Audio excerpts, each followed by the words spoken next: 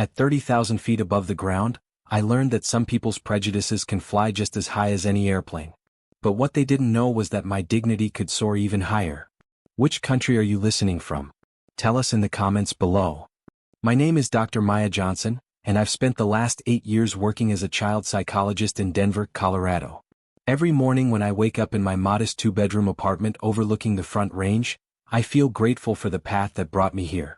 The journey wasn't easy, but it shaped me into the woman I am today, someone who understands resilience not just as a concept I teach, but as a lived experience. I love my work deeply. There's something profoundly moving about helping families navigate the complex world of childhood development and mental health. Each day brings new challenges, new breakthroughs, and new reminders of why I chose this profession. It's rewarding in ways that go beyond any paycheck, challenging in ways that keep me growing, and has taught me more about human nature than any textbook, lecture, or graduate course ever could. My practice serves children from all backgrounds and all walks of life. In my office, I've worked with kids whose parents are CEOs and kids whose parents work 3 jobs just to make ends meet. I've helped children process divorce, trauma, learning disabilities, social anxiety, and family loss. What I've learned over the years is that pain doesn't discriminate, and neither should healing. I'm a Black woman in America, and while I've certainly faced my share of challenges throughout my life, I've been fortunate to build a career filled with purpose and professional respect. My colleagues value my expertise and often seek my input on difficult cases. My patients' families trust me with their most precious concerns and intimate family struggles. I've worked incredibly hard to create a practice that serves children from all backgrounds, and I take pride in the reputation I've built in the Denver mental health community. Growing up in Atlanta, I was raised by my grandmother after my parents died in a car accident when I was 12. Grandma Rose was a retired school teacher who believed that education was the great equalizer and that dignity was something you carried within yourself, not something others could grant or take away. She used to tell me, "Maya, baby, you can't control what people think about you, but you can always control how you respond to their thinking. That's where your power lives." Those words carried me through high school, through my undergraduate years at Spelman College, through the rigorous demands of graduate school in clinical psychology, through my internship years, and through the challenges of building my own practice. Every obstacle I encountered, every moment when someone questioned my capabilities or my right to be in certain spaces, I heard Grandma Rose's voice reminding me where my true power resided. That Tuesday morning in March started like any other. The spring air in Denver carried that crisp promise of warmer days ahead, and I was excited about the day's plans. I was heading to Seattle for a 3-day conference on childhood trauma, an event I'd been looking forward to for months.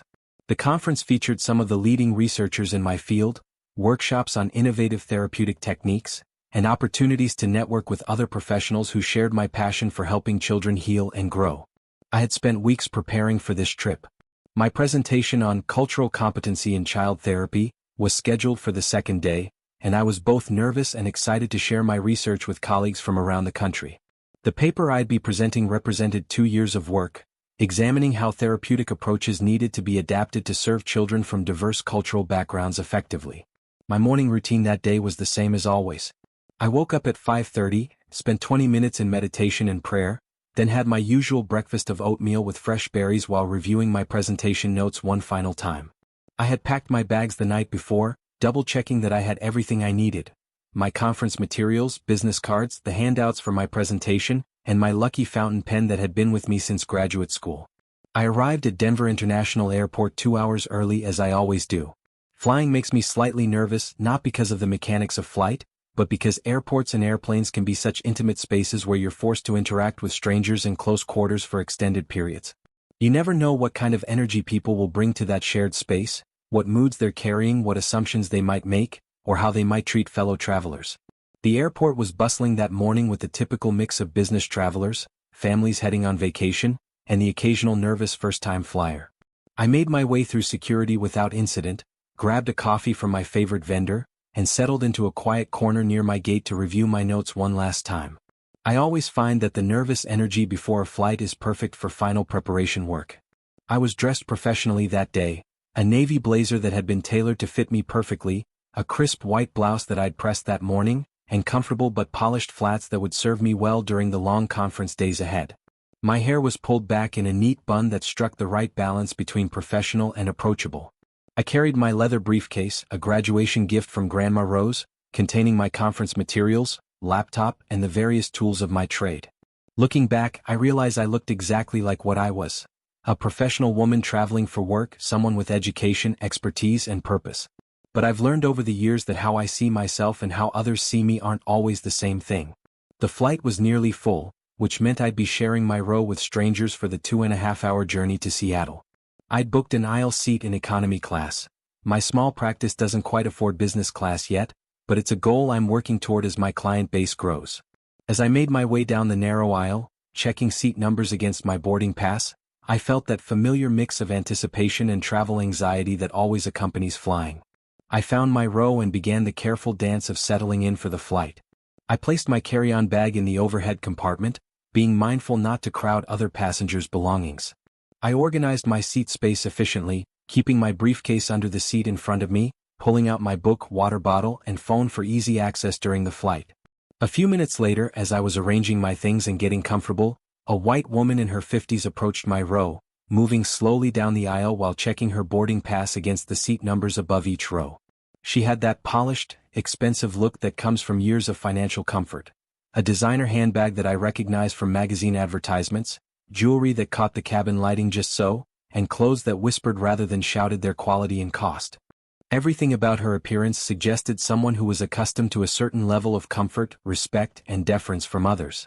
Her posture, her expression, the way she moved through the cabin, it all spoke of someone who rarely had her assumptions challenged or her expectations unmet. "Excuse me," she said as she reached my row, her voice carrying that particular tone I'd learned to recognize over the years, not quite rude enough to be called outright disrespectful, but not quite respectful enough to be considered truly polite either.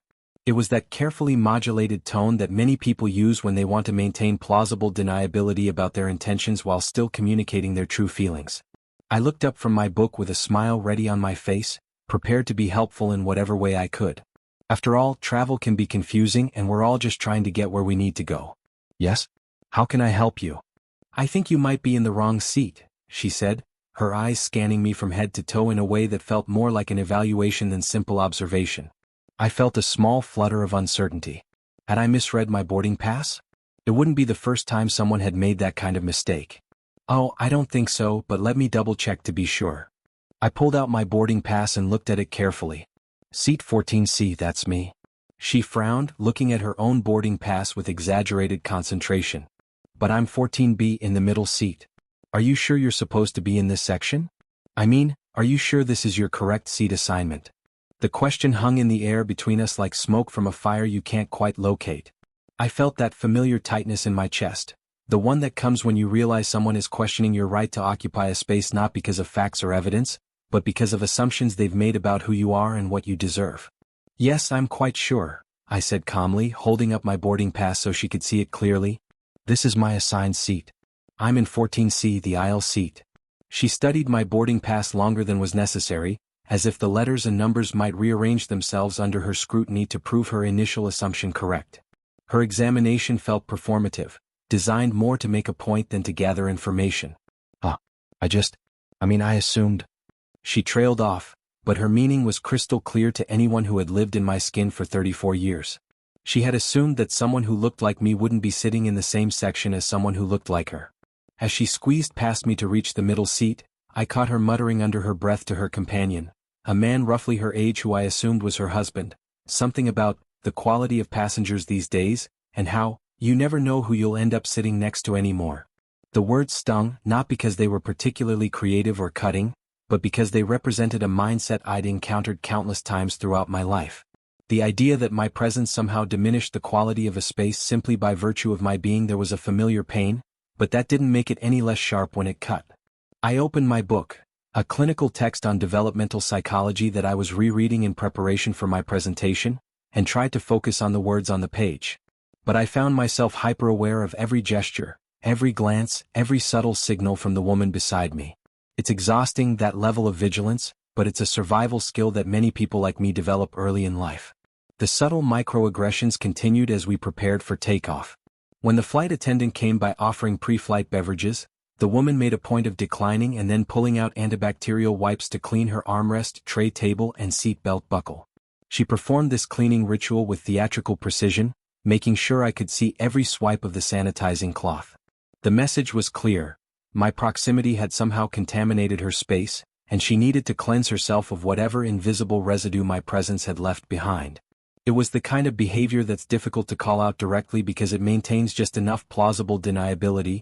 After all, who could argue against someone wanting to maintain good hygiene while traveling? As the plane pushed back from the gate and began its taxi toward the runway, I tried to lose myself in my book. The chapter 1 was reading discussed the long-term psychological effects of discrimination on children, particularly how repeated exposure to bias and prejudice could shape a child's developing sense of self-worth. The irony wasn't lost on me that I was reading about these very dynamics while experiencing them firsthand. During the safety demonstration, I noticed the woman glancing at me repeatedly, as if trying to solve some puzzle that my presence represented. When I pulled out my phone to switch it to airplane mode, she leaned away from me slightly, as if I might be planning to use my device for some nefarious purpose. About 30 minutes into the flight, after we'd reached cruising altitude and the seatbelt sign had been turned off, I received a phone call that I needed to take before switching my phone to airplane mode. It was from Dr. Patricia Williams, the mother of one of my young patients, and she sounded distressed. "Dr. Johnson, I'm so sorry to bother you, but I'm really worried about Marcus. He's been having those nightmares again, and last night he told me he doesn't want to go to school anymore because the other kids make fun of how he talks." Marcus was a 7-year-old boy I'd been working with for several months. He had a slight speech impediment that made him self-conscious, and we'd been making excellent progress in building his confidence and developing coping strategies for social situations. "I understand your concern, Dr. Williams," I said quietly, mindful of the other passengers around me. "The nightmares can be really scary for both Marcus and for you as his mother. Let's schedule a session for early next week so we can address this regression and work on some new strategies together." I spoke in the calm, professional tone I always used with parents, offering reassurance while also taking their concerns seriously. The conversation lasted maybe 3 minutes, just long enough to provide some immediate support and schedule appropriate follow-up care. After I hung up and switched my phone to airplane mode, the woman turned to her husband and said, loudly enough for me and several other passengers to hear, "Can you believe some people conduct their personal business so publicly? No sense of propriety or consideration for others." The comment hit me like a slap. I wanted to explain that it wasn't personal business. It was a mother reaching out to a mental health professional about her child's well-being. I wanted to tell her about the years of education I'd pursued, the licensing examinations I'd passed, the hundreds of families I'd helped navigate difficult times. I wanted her to understand that taking that call wasn't inconsiderate. It was exactly what a responsible healthcare provider should do when a parent reaches out in distress. But I knew from experience that explanations wouldn't change what she'd already decided about me. Her mind was made up before I'd even boarded the plane, and no amount of evidence to the contrary would alter her predetermined conclusions. Instead, I took a deep breath and reminded myself of Grandma Rose's words, "Maya, you can't control what people think about you, but you can control how you respond to their thinking." As the plane continued its journey westward, cruising over the majestic peaks of the Rocky Mountains and then the high plains beyond, I found myself slipping into a reflective state that had become familiar over the years. This wasn't my first encounter with this particular dance of discrimination, and I knew it wouldn't be my last. What struck me most wasn't the overt nature of the bias. There were no slurs used, no explicitly racist language, no whites-only signs posted anywhere. This was the modern, evolved version of discrimination. Assumptions wrapped in politeness, prejudice disguised as concern, and the constant questioning of my right to occupy the same spaces as everyone else. It was the kind of discrimination that people could engage in while still thinking of themselves as good, tolerant people. After all, she hadn't said anything explicitly racist. She had just assumed I was in the wrong place, questioned my presence, made comments about hygiene and propriety. All perfectly deniable, all wrapped in just enough ambiguity to make challenging it seem like an overreaction. But I knew better. I'd been navigating these waters my entire adult life. I thought about my patients, children of all colors and backgrounds who came to my office carrying their own wounds, their own experiences of being judged, excluded, marginalized, or diminished because of who they were or where they came from. I thought about the conversations I regularly had with their parents about building resilience, about teaching kids to hold on to their sense of worth even when the world seemed determined to chip away at it piece by piece. Here I was, 34 years old with a doctoral degree and a successful practice, living those very lessons at 30,000 feet above the ground. I pulled out my journal, a habit I'd maintained since my graduate school days, and began writing. Not about the woman beside me or her assumptions, but about resilience. About the crucial difference between reacting and responding. About how dignity isn't something someone can take from you, it's something you carry within yourself regardless of external circumstances. I wrote about the children I worked with who showed remarkable strength in the face of adversity. Kids like 8-year-old Aaliyah, who had been bullied at school for her accent but who had learned to speak up for herself with grace and confidence. Like 10-year-old David, who had been teased for his learning differences but who had discovered his talents in art and music. Like 12-year-old Sophia, who had experienced discrimination because of her family's immigration status but who had learned to take pride in her bilingual abilities and multicultural identity. These children were my teachers as much as I was theirs. They showed me daily what resilience looked like, what dignity in action meant, what it took to maintain your sense of self when others tried to diminish you. As I wrote, I became aware that the woman beside me was occasionally glancing over at my journal, trying to read what I was writing. I adjusted my position slightly to maintain my privacy, but I found myself wondering what she might think if she could see the words flowing from my pen. Would she be surprised to learn that I was reflecting on resilience and human dignity rather than plotting some kind of revenge for her treatment of me? The flight attendants began their beverage service, and when they reached our row, I ordered a ginger ale. The woman beside me made a comment to her husband about how some people weren't concerned about their sugar intake and the health implications of drinking soda. It was such a petty, unnecessary comment that I almost laughed at the absurdity of it. Here was a grown woman, probably in her 50s, making judgmental comments about a stranger's beverage choice as if it had any bearing on anything meaningful. The pettiness of it was almost more insulting than the racial assumptions because it revealed such a small-minded approach to interacting with the world. When I pulled out my laptop to review my conference presentation one more time, she leaned away from me dramatically, as if my computer might somehow contaminate her or as if I might be engaged in some suspicious activity. The performance was so obvious that even her husband seemed embarrassed by her behavior. I opened the PowerPoint presentation I'd spent months perfecting, titled, Cultural Competency in Child Therapy, Building Bridges Across Difference. The irony of working on a presentation about bridging cultural divides while sitting next to someone who seemed determined to maintain those very divides wasn't lost on me. My presentation explored how mental health professionals could better serve children from diverse backgrounds by understanding the role that culture, identity, and social context play in psychological development. It discussed the importance of recognizing our own biases and assumptions, and how those unconscious prejudices could interfere with our ability to provide effective care. As I reviewed my slides, I found myself thinking about how the woman beside me might benefit from some of these concepts. Her assumptions about me were probably unconscious, rooted in stereotypes and biases that she'd never taken the time to examine or challenge. She likely didn't think of herself as a racist person, and she probably would have been genuinely offended if someone had suggested that her behavior demonstrated racial bias. But that's exactly what made this kind of discrimination so insidious and so persistent. It operated below the level of conscious awareness, manifesting in subtle behaviors and assumptions that accumulated over time to create a hostile environment for people like me. About an hour and 15 minutes into the flight, just as I was getting deeply absorbed in my presentation review, there was a sudden commotion several rows ahead of us. A young boy, maybe 6 or 7 years old, had started crying loudly. But this wasn't the typical crying of a child who was tired or bored. This was the sound of genuine distress. "I can't breathe. I can't breathe," the boy was saying between sobs. "Something's wrong. Something's wrong with me." His mother's voice rose above his cries, filled with panic. "Tommy, sweetie, what's wrong? Talk to mommy. What hurts?"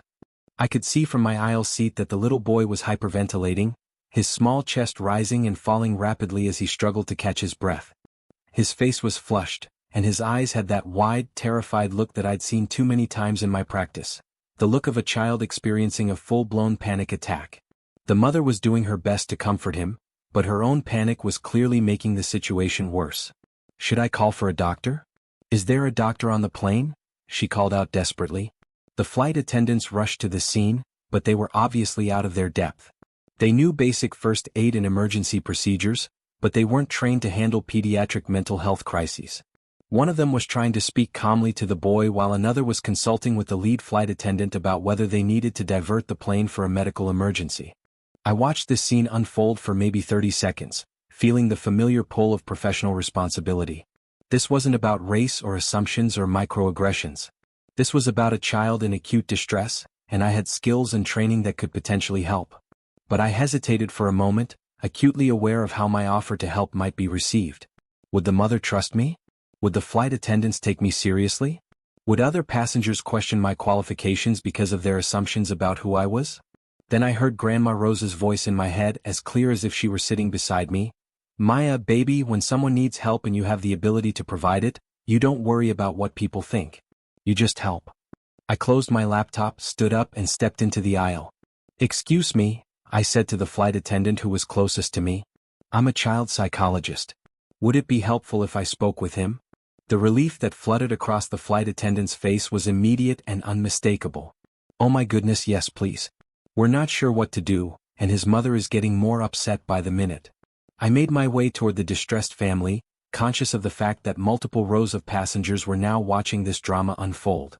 I could feel their eyes on me as I moved forward, and I was acutely aware that I was about to put my professional competence on display in front of the very people who had been questioning my right to be there. When I reached the boys' row, I knelt down in the aisle so that I could be at his eye level. This positioning is crucial when working with children in crisis. It makes you less threatening and more approachable, and it communicates respect for their perspective. Hi there, I said softly, using the calm, gentle tone I'd perfected over years of working with frightened children. My name is Dr. Maya. I work with kids who sometimes feel scared or worried, and I think I might be able to help you feel better. Can you tell me your name? Through his tears and rapid breathing, he managed to whisper, Tommy. Tommy, that's such a strong name. I like it, I said, maintaining steady eye contact with him. Tommy, I want you to look right at me and breathe with me, okay? We're going to take some slow, deep breaths together, and I'm going to teach you a special trick that helps when your body feels scared. I began demonstrating the breathing technique I used with anxious children. In for 4 counts, hold for 4 counts, out for 6 counts. It's a simple but effective way to activate the parasympathetic nervous system and reduce the physiological symptoms of panic. Can you breathe with me, Tommy? In through your nose, nice and slow. That's it, you're doing great. Now hold it for just a few seconds, and now out through your mouth like you're blowing out birthday candles. Over the next 20 minutes, I employed every technique I'd learned and refined during my years of practice. We did breathing exercises and grounding techniques where Tommy had to identify 5 things he could see, 4 things he could touch, 3 things he could hear, 2 things he could smell, and 1 thing he could taste. I taught him a simple visualization where he imagined his worry as a balloon that he could let float away into the sky. We talked about flying and how airplanes work, turning his fear into curiosity about the mechanics of flight. I explained how the sounds he was hearing were completely normal and how the pilots were specially trained to keep everyone safe. I helped him understand that sometimes our bodies have big feelings that can feel scary, but that doesn't mean we're in any real danger. Gradually, incrementally, Tommy's panic began to subside. His breathing slowed and deepened. The flush left his cheeks. His grip on his mother's hand relaxed. The wild look of terror in his eyes was replaced by the natural curiosity of a bright 6-year-old. Dr. Maya, he said as his breathing returned to normal, do you really work with kids like me? I do, Tommy. I work with lots of kids who have big feelings sometimes. And you know what I've learned? Kids like you are some of the bravest, strongest people I know because you're learning how to handle feelings that even grown-ups sometimes have trouble with. His mother, who had been crying with relief throughout this entire process, turned to me with tears streaming down her face. I don't know how to thank you, she said. I've never seen him like that before. I was so scared. I didn't know what to do. You did exactly what you should have done, I assured her. You stayed calm, you tried to comfort him, and you asked for help when you needed it. Those are all the right instincts. Sometimes kids have panic attacks, especially in new or stressful situations like flying. It doesn't mean anything is wrong with Tommy or with your parenting. I spent a few more minutes talking with both Tommy and his mother, giving her some strategies for helping him if something like this happened again, and providing her with information about child anxiety and when it might be helpful to seek professional support. As I prepared to return to my seat, Tommy grabbed my hand. Thank you for helping me not be scared anymore, Dr. Maya. You're very welcome, Tommy. Remember what we practiced, okay? And remember that you're braver than you know. As I walked back toward my seat, something profound had shifted in the cabin. The atmosphere felt different somehow, charged with a new kind of energy. Passengers who had been watching the crisis unfold were now looking at me with expressions I hadn't seen before: respect, gratitude, recognition. But the most dramatic change was in the woman who had questioned my right to sit in that seat less than 2 hours earlier. When I reached my row and prepared to sit back down, the woman immediately turned to face me. Her entire demeanor had changed. The suspicious, judgmental expression she'd worn since boarding had been replaced by something I hadn't expected to see: genuine remorse and what appeared to be deep shame. I owe you a profound apology, she said quietly, her voice barely above a whisper. I made assumptions about you that were completely wrong and utterly inexcusable, and I'm deeply ashamed of my behavior. I settled back into my seat, studying her face carefully. This felt different from the polite but hollow apologies people sometimes offered when they realized they'd misjudged someone. There was something raw and genuine in her expression, a vulnerability that hadn't been there before. Thank you for saying that, I replied carefully. It takes courage to acknowledge when we've made assumptions about other people. Are you really a doctor? She asked, and I could hear in her voice that this wasn't another challenge to my credentials, but genuine curiosity mixed with regret. I'm a licensed child psychologist. I have a practice in Denver where I work with children and families dealing with various emotional and behavioral challenges. I was heading to Seattle for a conference on childhood trauma where I'm presenting some of my research. She was quiet for a long moment, absorbing this information. Then she said something that surprised me. My daughter Emma is struggling with anxiety. She's 8 years old and she's been having a really hard time at school. She started having what I think might be panic attacks, similar to what that little boy just experienced. I've been thinking about finding someone to help her, but I wasn't sure where to start or what kind of professional to look for. The conversation that followed was unlike anything I could have predicted when I first boarded that plane. We spent the remainder of the flight talking about child anxiety, about the importance of early intervention, about how therapy could help children build emotional resilience and develop healthy coping strategies. I found myself genuinely moved by her vulnerability as she described her daughter's struggles.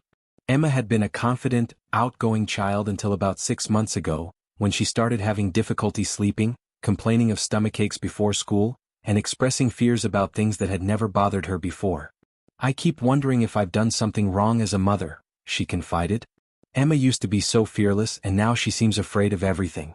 Last week she had what I think was a panic attack during her piano lesson, and I felt so helpless watching her struggle like that.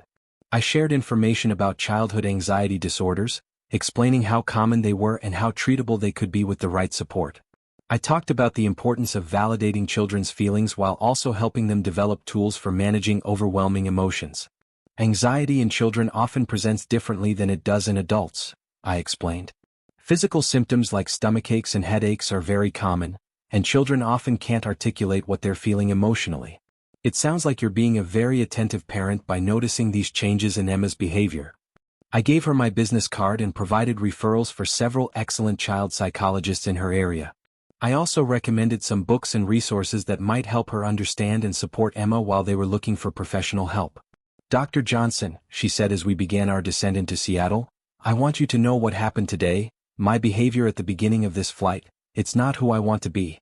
You showed such grace in how you handled my ignorance, and then watching you help that little boy, you made me realize how much I still have to learn about judging people. She paused, seeming to struggle with her words. I realize now that I made assumptions about you based on your race. There's no other way to say it. I saw a black woman sitting in what I considered my section of the plane, and I immediately assumed you didn't belong there. I'm horrified by my own behavior, and I'm grateful that you responded to my prejudice with such dignity. Her honesty was both refreshing and challenging. It's rare for someone to acknowledge their racial bias so directly, and I found myself grappling with how to respond. On one hand, I appreciated her willingness to confront her own prejudices. On the other hand, the burden of educating others about the impact of their bias shouldn't fall on the people who experience that bias. I appreciate your honesty, I said finally. It's not easy to look at our own assumptions and biases, but it's necessary if we want to grow as human beings. Can I ask you something? She said hesitantly. How do you handle it? How do you respond with such grace when people treat you the way I treated you today? Because I imagine this wasn't the first time something like this has happened.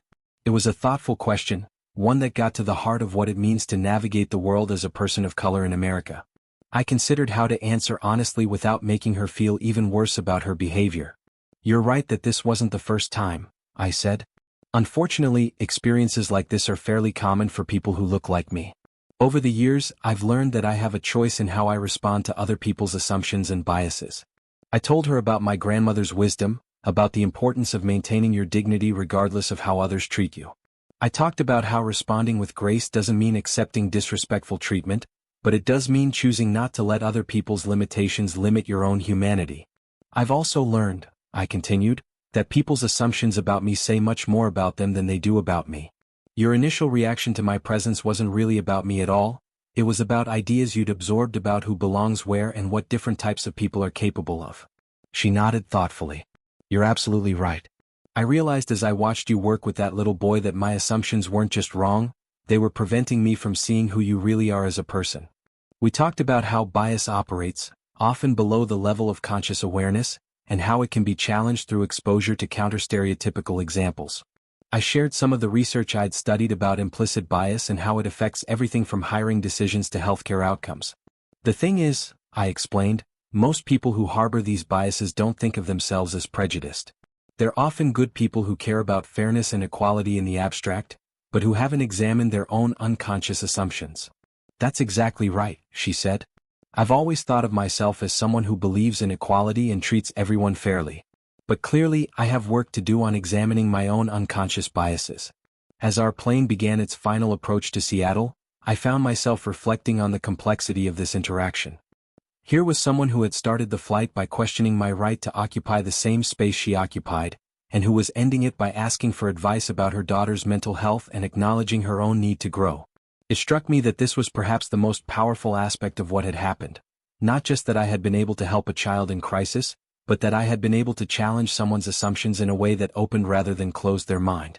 This experience reminded me of why I chose to work in child psychology in the first place. Children are naturally curious and open to new experiences and perspectives. They haven't yet developed the rigid assumptions and biases that can calcify in adulthood. When I work with young clients, I'm not just helping them with their immediate emotional needs. I'm hopefully helping them develop the emotional intelligence and empathy that will make them more open, compassionate adults. But adults can change too, as this flight has demonstrated. The woman sitting beside me had been confronted with evidence that challenged her assumptions, and she had been willing to examine and adjust her worldview accordingly. It gave me hope that the broader conversations our society needs to have about race and bias aren't futile. I thought about all the other passengers on that plane who had witnessed what happened. They had seen someone make assumptions about me, and they had also seen those assumptions proven wrong in a very public way. Perhaps some of them would think more carefully about their own biases in the future. I also thought about Tommy and what he might remember about this experience. Hopefully he would remember not just that he had learned to manage his anxiety, but that a black woman had been the person who helped him feel safe and calm. Perhaps that memory would shape his assumptions about people who look like me in positive ways throughout his life.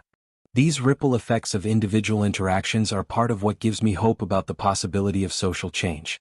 We can't control the biases and assumptions that people bring to their interactions with us, but we can influence how those interactions unfold and what people take away from them. Dr. Johnson, the woman said as we prepared to disembark, I hope it's okay for me to say this, but meeting you today has been a gift. Not just because you helped that little boy, but because you helped me see something about myself that I needed to see. I hope Emma gets the help she needs, I replied sincerely. And I hope your family is able to work through this challenging time together. Thank you. And thank you for responding to my ignorance with such patience and grace. I'll never forget the lesson you taught me today. As I gathered my belongings and prepared to leave the plane, I reflected on the remarkable journey that flight had taken. Not just the physical journey from Denver to Seattle, but the emotional and psychological journey we had all experienced together. When I had boarded that plane, I was just another passenger trying to get to a professional conference. I had been prepared for the possibility of encountering bias or discrimination. It's an unfortunate reality of traveling while black in America. But I had also been focused on my presentation and the learning opportunities that awaited me in Seattle. What I hadn't expected was to find myself in a situation where I could demonstrate my professional competence in such a public and meaningful way. The crisis with Tommy had created an opportunity for me to show, rather than just tell, who I was and what I was capable of. More importantly, it had created an opportunity for genuine human connection and understanding to emerge from what had started as a painful encounter with prejudice. This is the reality of racial bias in America that many people don't fully understand. It's often not malicious in intent, but it's harmful in impact nonetheless.